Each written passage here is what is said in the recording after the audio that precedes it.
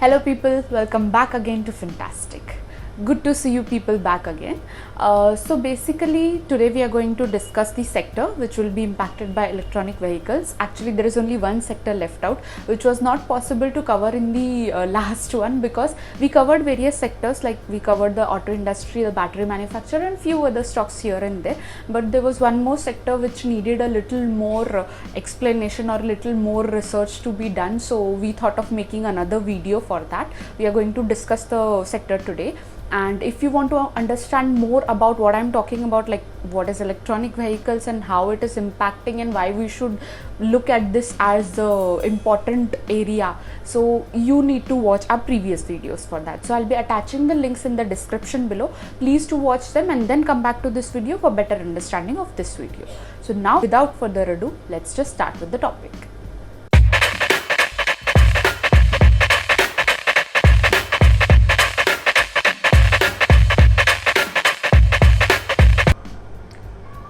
Oh, you want to know what are these?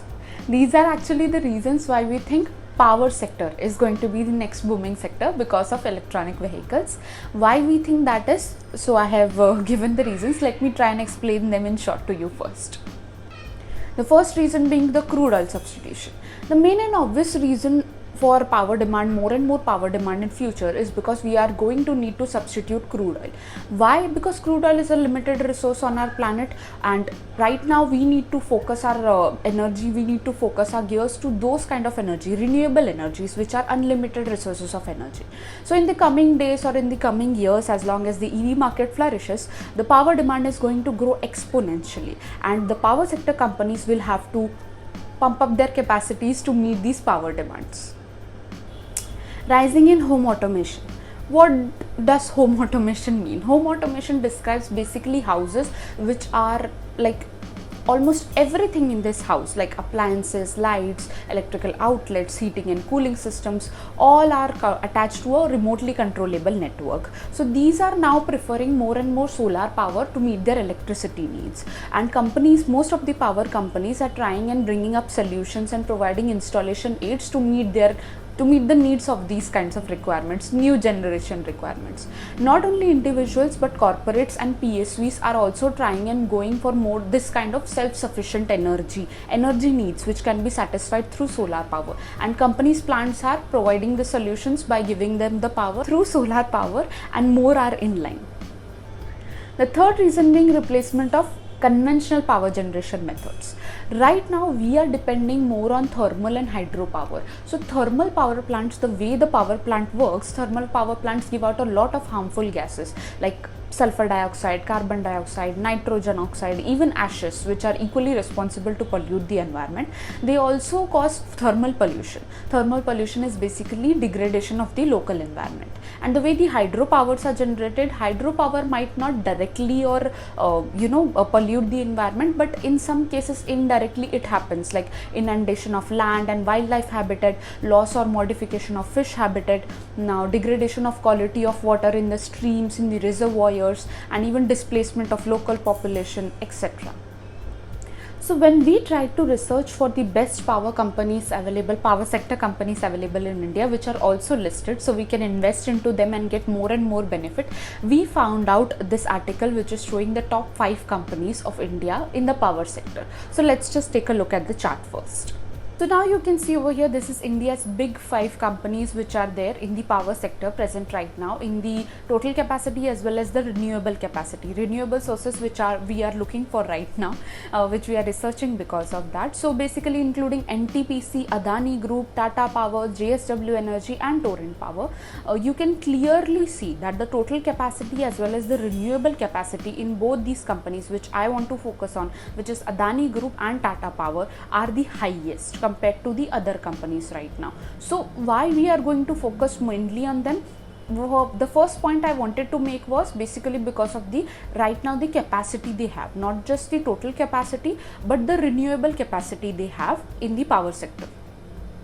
The other very obvious reason other than the capacities is that I actually majorly wanted to focus on the capacities of both these companies.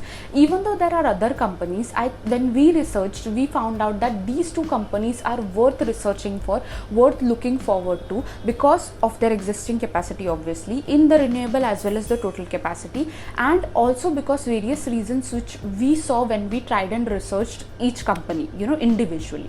So why we think Adani Group and Tata Power are the ones to be, you know, going forward to or looking forward to if we are seeing boom in the power sector. So we are going to now see reasons for that.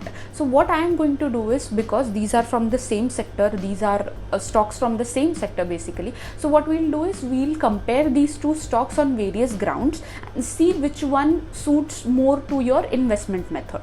So I'm not saying that one is good or another is bad, or the other is good and one is bad. I'm not taking individual sides on any of the stocks right now, but I also want to give you a fair points or fair key points which you can consider if you're considering investing in any one of these. So considering the same kind of parameters for both the companies, let's just look what is the difference in these companies right now. The very first parameter is brand power. Now both are big brand names on their own. Both these companies have made their names into quite a few and complex constructions done in India.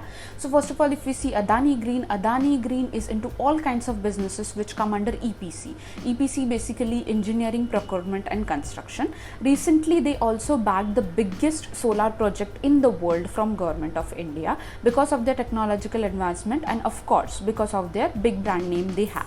On the other hand, we see Tata Power. Tata Power, the most older brand in India, consisting of 100 years of history. Tata being its name brings a different kind of good kind of trust on them, as you can expect the best kind of services from them and best kind of prices for them from them as well. The second parameter is basically funding and finance. So as the power sector business is very capital intensive business, it is important to know where and how the companies are getting funding or finance from. So Adani Green has received some funding from the joint venture with the French MNC named Total Energy, and it also receives funding from its sister and parent companies. Other than these, they have taken funds from banks as well. So I'll be showing a graph which will be showing the various sources they are getting fundings from. Just pause in the video if you want to see the graph in detail.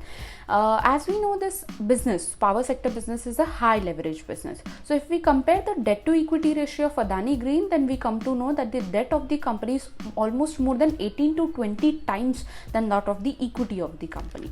So Tata Power on the other hand receives funding from its parent company, which is strong, but being the kind of capital driven business this is, debt of Tata Power is almost 2.5 times more than that of its equity. So they are going to receive funds from Tata Sons amounting to almost 2600 crores through the way of preferential equity. They are also launching a few projects through InvIT.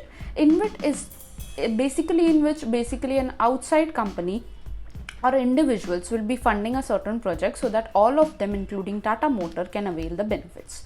InvIT, in short, if I tell you, you can, if you understand 3 P's, PPP, public-private partnership, and for more details, just Google in InvIT, you will get the details what is basically InvIT about.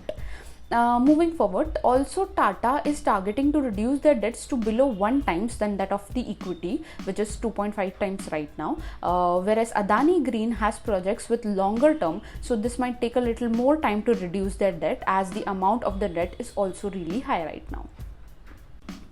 Now before going to the next point, let's see how will this funding part in short affect both these companies.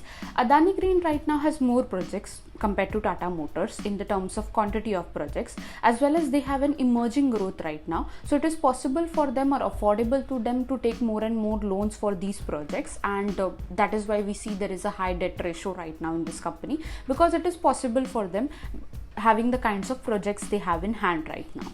Tata Power too has a good order book, which is around 8700 crores, but Tata as a company is targeting a good gradual growth with time in the next 5 years, that is by 2025. The projects they have is good, which can give the projects are really good, which can give 4 or more times of the growth to the company by 2025. See, the important thing to know in this kind of high leverage business is that any kind of obstacle, any kind of halt in any kind of this power project which any of the companies is having, basically any obstacle coming in 2, 3, 5 or even 10 years in the coming time will actually halt the revenue generation for the company. But the interest on the debt will actually continue even in that time of period where your revenue is halted. So in this case, if we see, even though Adani Green is having a very good growth potential right now, they are in the growth prospect, they are growing right now. I mean, if you see at the growth right now, they are in the growing pace compared to Tata Power. Tata Power obviously looks well prepared in these kind of situations where there is a possibility of obstacles coming in the future. The next parameter to look out is the capacity, the current capacity in the renewable energy and the target capacity both the companies are targeting. So first of all, let's talk about India. India's installed renewable energy capacity has increased 17% CAGR in the last 5 years from 46 to 87 gigawatts, and it is projected to grow by 18% CAGR, which is 450 gigawatts by 2030. So if we talk about Adani Green, the company has already has a locked in capacity of growth 5 times from current, which is 2.6 gigawatt to 14 gigawatt with awarded projects, and the company is targeting a capacity growth of 10 times to 25 gigawatt by 2025. Tata Power, on the other hand, if we see right now, only 7 to 8% of their revenue derives from wind and solar power, from the major revenue distribution, power distribution that comes from. But now they are shifting from thermal and hydro to solar and wind to generate power. So the current capacity of Tata Power is right now 3.9 gigawatt through solar and wind, but the company is so aggressive that it's planning to increase to 15 gigawatt by 2025, which is almost 4 times. The other important base or the parameter we can compare on is the technological tie-ups. Now, why we are looking at technological tie-ups of these companies? Basically, to reduce the costing required for the projects, it is important either the quantity of the projects of the company need to increase, that is the number of projects need to increase, or it would be much easier if they have advancement in technology. So the work is carried on more efficiently. So basically, a tie-up with a foreign entity which is well versed in the technological advancement might be a great help.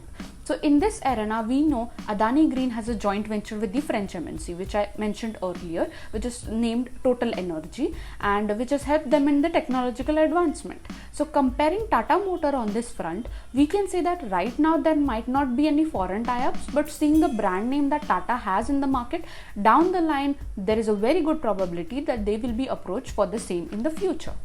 So this graph is just basically, I am not trying to make any point over here. I am not trying to highlight you the difference from my perspective. I just wanted to show you both these graphs. These are showing the pan-India presence of both the companies, pan-India presence of the portfolio they have in the renewable energy sector, in the wind and solar basically. So we have Adani Green's presence marked on the graph or India's map, and as well as Tata Power's. So just take a look for your perspective.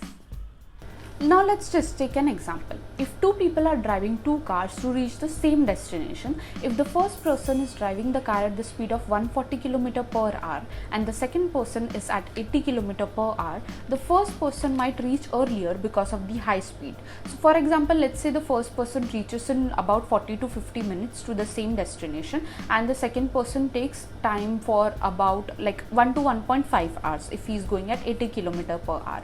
So the time to reach will be more for the second person, but the prone or risk for accident will be more in the first case because of the high speed.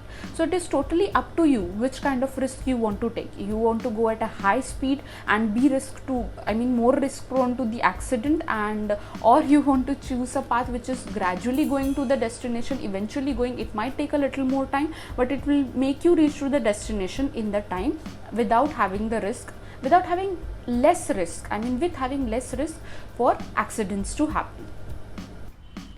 So basically what I wanted to do from this video is I wanted to highlight the major aggressive points which are there. Aggressive points meaning both these companies, if you individually study them, they are having very aggressive targets in the coming times. There are various other points in these companies to study if you want to study them in detail. I'll be attaching the descriptions in the links below from which we did our research. But what we did is we tried to highlight those main points, those 5 points which we thought are very important to consider when you are going to invest, when you are taking a decision to invest in any of these companies considering the power sector growth. We know the companies are targeting very aggressive capacities, aggressive growth in the coming time, as well as India as a whole is also expecting a good growth, is also expecting a aggressive target in the coming time. So we tried to keep it short and simple as possible. Like I said, in detail, if you want to go in more details into a particular company, you can do a study on your own. I have attached the links in the description below, but what we think from our perspective are these important points to highlight. We tried to highlight them, and I will sign off by saying that first of all, now stay tuned for the next video. Since we started this channel, this was our first series which was on electronic vehicles and the impact and sectors, which we have finished now. So in the next video I might not be revealing the topic or any hint right now, which like I gave in the previous videos, but I definitely want you to understand that this will be interesting thing. Please do await for the next video, and we are trying to do some experiments. We are trying to bring new researches for you, which might play good for us as well as you. And let me just sign off by saying the mandatory things again. Please do like the video if you have liked the content we presented to you. Do comment or give us a feedback if there is anything required, from your side you think it is necessary to be mentioned. Please subscribe to the channel, hit the bell icon to get the necessary notifications whenever the new video comes up, and stay tuned for the next video. Did you know India's Cochin International Airport in the southern state in Kerala is the first airport in the world to be powered entirely by solar energy?